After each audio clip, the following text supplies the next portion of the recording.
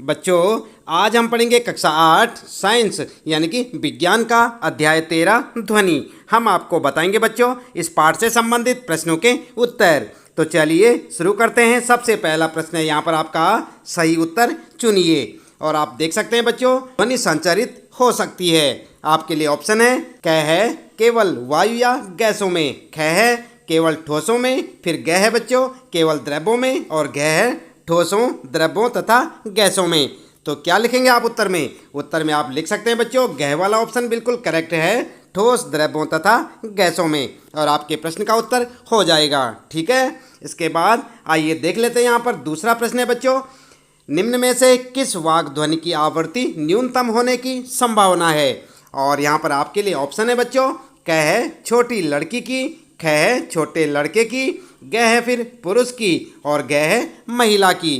तो आपको correct option यहाँ पर चुनना है। उत्तर में आप लिख सकते हैं बच्चों, उत्तर होगा छोटे लड़के की, यानी कि ख वाला ऑप्शन आपका बिल्कुल करेक्ट है। आप इसे लिख सकते हैं। इसके बाद बच्चों अगला प्रश्न है फिर आपके लिए प्रश्न 3, निम्नलिखित कथनों में सही के सामने टी तथा गलत के सामने एफ पर निशान लगाइए। यानी कि आपको ट्रू और फॉल्स यहाँ पर बताना है। जो कथन ट्रू होगा वहाँ पर आपको टी चुनना है, और जो गलत होगा वहाँ पर एफ लगाना है।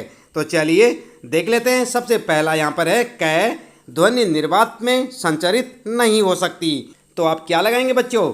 आप लगा सकते हैं, इसके लिए लगाएंगे टी, यानी कि ये ट्रू है। ठीक है, इसके बाद अगला है बच्चों फिर ख, किसी कंपित वस्तु के प्रति सेकंड होने वाले दोलनों की संख्या को इसका आवर्तकाल कहते हैं।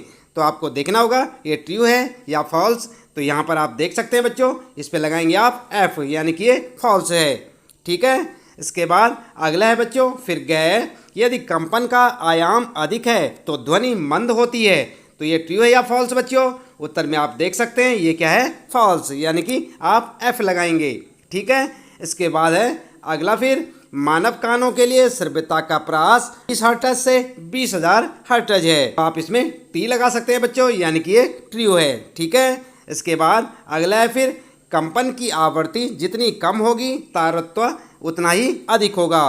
तो आपको क्या लगता है बच्चों, आप क्या लगाएंगे इसमें? आप लगा सकते हैं एफ, यानी कि ये फॉल्स है। ठीक है, इसके बाद अगला है बच्चों, अवांछित या अप्रिय ध्वनि को संगीत कहते हैं। तो क्या लिखेंगे आप लगा सकते हैं बच्चों एफ, यानी कि ये भी फॉल्स है। ठीक है, फिर है अगला बच्चों 6 है यहाँ पर, ध्वनि प्रदूषण आंशिक श्रवण अशक्तता उत्पन्न कर सकता है। तो ये ट्रू है या फॉल्स बच्चों? यहाँ पर लिखेंगे ट्रू, यानी कि टी आप लगा सकते हैं। ठीक है, और आपके इस प्रश्न का उत्तर भी हो जाएगा।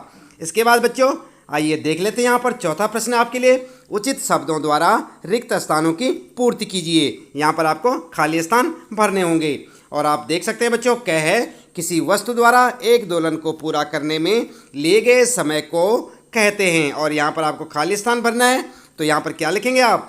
यहाँ पर आप लिख सकते हैं बच्चों आवर्त काल। क्या लिखेंगे यहाँ पर? आवर्त काल। ठीक है, अगला है बच्चों फिर थ है यहाँ पर आपके लिए, प्रबलता कंपन के और फिर खाली स्थान है से निर्धारित की जाती है। तो क्या लिखेंगे यहाँ पर? यहाँ पर आप लिख सकते हैं बच्चों आयाम। क्या लिखेंगे? आयाम। कहाँ पर? यहाँ पर। ठीक है, और इसके बाद है बच्चों फिर आवर्तिका मात्रक और है। तो यहाँ पर क्या है बच्चों? यहाँ पर क्या लिखेंगे आप? देख रहे ना आप खाली स्थान।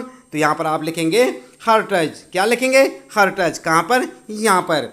ठीक है, इसके बाद अगला है बच्चों फिर, अवांछित ध्वनि को कहते हैं। क्या कहते हैं? आप जानते हैं क्या? उत्तर लिखेंगे शोर। यहाँ पर लिखेंगे शोर। खाली स्थान को, खाली स्थान में आप यहाँ पर शोर लिख सकते हैं। ठीक है, शोर कहते हैं। इसके बाद है बच्चों अगला, ध्वनि की तीक्ष्णता कंपनों की और फिर खाली स्थान है से निर्धारित होती है। तो किससे निर्धारित होती है? आप लिख सकते हैं यहाँ पर बच्चों आवृत्ति। क्या लिखेंगे खाली स्थान में? आवृत्ति।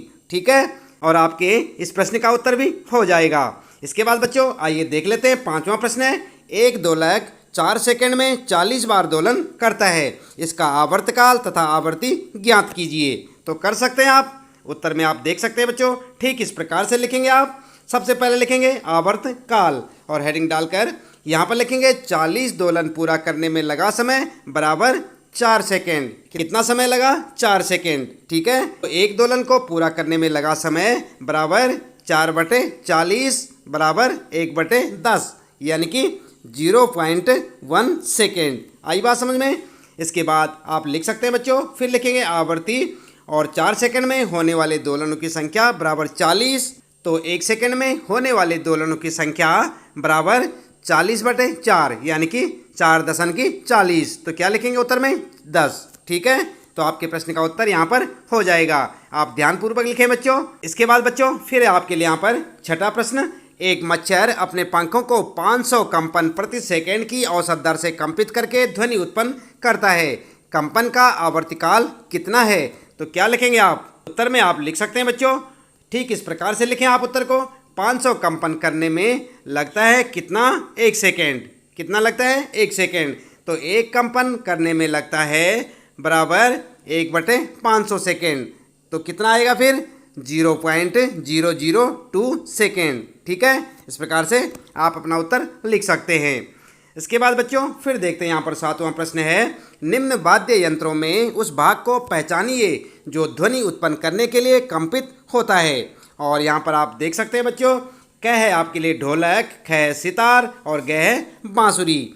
तो क्या लिखेंगे उत्तर में? उत्तर ठीक आप इस प्रकार से लिख सकते हैं बच्चों, ढोलक और उसके बाद डैश करके लिखें तानित झिल्ली, फिर लिखें सितार, डैश करके लिखेंगे तार, फिर लिखेंगे बांसुरी और यहाँ पर डैश करके लिखें वायु स्तंभ। ठीक है, और आपके प्रश्न का उत्तर हो जाएगा। साथ साथ याद भी करते रहें बच्चों।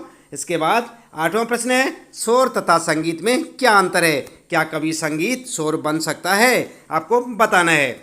तो उत्तर में आप लिख सकते हैं बच्चों, शोर किसे कहते हैं? सबसे पहले हेडिंग डालकर लिखेंगे अप्रिय या अवांछित ध्वनि को शोर कहते हैं। ठीक है, इसके बाद संगीत किसे कहते हैं? आप जानते हैं बच्चों, हेडिंग डालकर लिखेंगे सुस्वर ध्वनि को संगीत कहते हैं या सुखद होती है।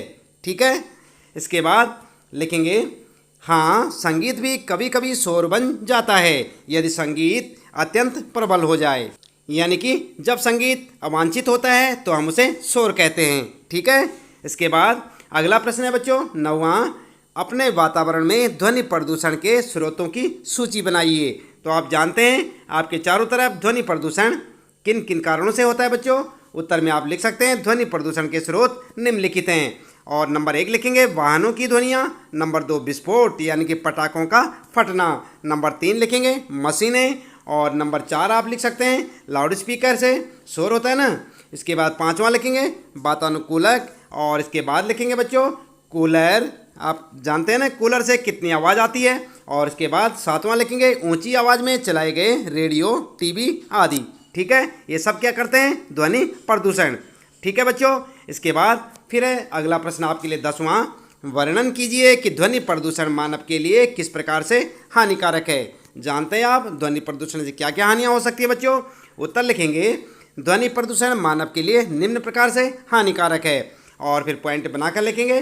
फर्स्ट लिखेंगे इससे अनेक स्वास्थ्य संबंधी समस्याएं उत्पन्न हो सकती हैं जैसे अनिद्रा, तनाव, चिंता, उच्च रक्तचाप आदि।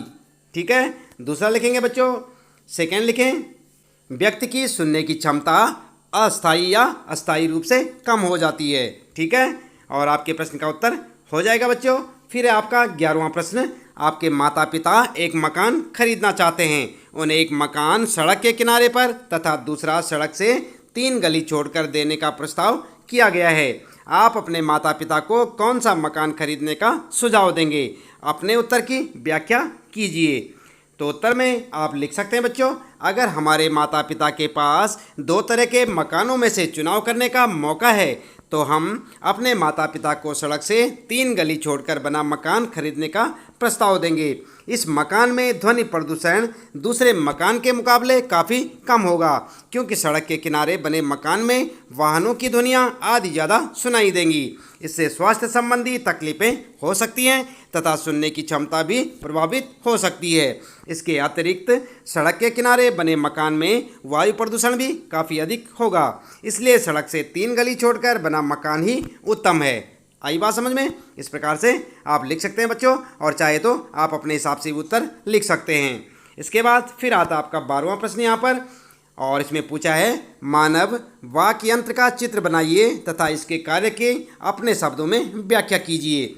तो चित्र के लिए बच्चों आप अपनी पाठ्य पुस्तक में देख सकते हैं, वहाँ से आप चित्र बना सकते हैं और उत्तर में आप लिख सकते हैं मानवों में ध्वनि वाक्य यंत्र या कंठ द्वारा उत्पन्न होती है। वाक्यंत्र श्वास नली के ऊपरी सिरे पर होता है। वाक्यंत्र के आर पार दो वाक तंतु इस प्रकार तनित होते हैं कि उनके बीच में वायु के निकलने के लिए एक संकीर्ण झिरी बनी होती है। जब फेफड़े वायु को बलपूर्वक झिरी से बाहर निकालते हैं तो वाक तंतु कंपित होते हैं, जिससे ध्वनि उत्पन्न होती है। वाक तंतुओं से जुड़ी मांसपेशियां तंतुओं को तना हुआ या ढीला कर सकती हैं। जब वाक तंतु तने हुए या पतले होते हैं तब वाक ध्वनि का प्रकार उस वाक ध्वनि से भिन्न होता है जब वे ढीले और मोटे होते हैं। आई बात समझ में? इस प्रकार से आप अपने इस प्रश्न का उत्तर लिख सकते हैं बच्चों, और चित्र के लिए आप अपनी पाठ्य पुस्तक में देख सकते हैं। इसके बाद बच्चों फिर आता आपका 13वां प्रश्न है, आकाश में तड़ित तथा मेघ गर्जन की घटना एक समय तथा हमसे समान दूरी पर घटित होती है। हमें तड़ित पहले दिखाई देती है और मेघ गर्जन बाद में सुनाई देता है। क्या आप इसकी व्याख्या कर सकते हैं? तो क्या लिखेंगे उत्तर में आप लिख सकते हैं बच्चों, आकाश में तड़ित तथा मेघ गर्जन की घटना एक समय पर तथा हमसे समान दूरी पर घटित होती है। फिर भी हमें तड़ित पहले दिखाई देती है तथा मेघ गर्जन बाद में सुनाई देता है। इसका कारण यह है कि प्रकाश की चाल ध्वनि की चाल से काफ़ी अधिक होती है, इसलिए वह हमें आवाज़ सुनाई देने से पहले दिखाई देता है। आई बात समझ में बच्चों? ठीक इस प्रकार से आप अपना उत्तर लिखें और साथ साथ याद भी करते रहें।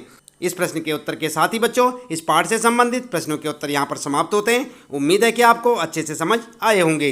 इसी प्रकार लगातार कक्षा 8 विज्ञान यानी साइंस के सभी पाठों के प्रश्न उत्तर जानने के लिए आप लगातार देखते रहे वीडियो, जुड़े रहे हमारे साथ। और यदि आप चैनल में पहली बार आए हैं तो चैनल को सब्सक्राइब अवश्य कर दें, बेल आइकन भी दबा दें बच्चों, ताकि आपको आने वाली प्रत्येक पाठ की वीडियो की नोटिफिकेशन मिलती रहे। मिलते हैं फिर अगली वीडियो में नए पाठ के कुछ नए प्रश्न उत्तरों के साथ।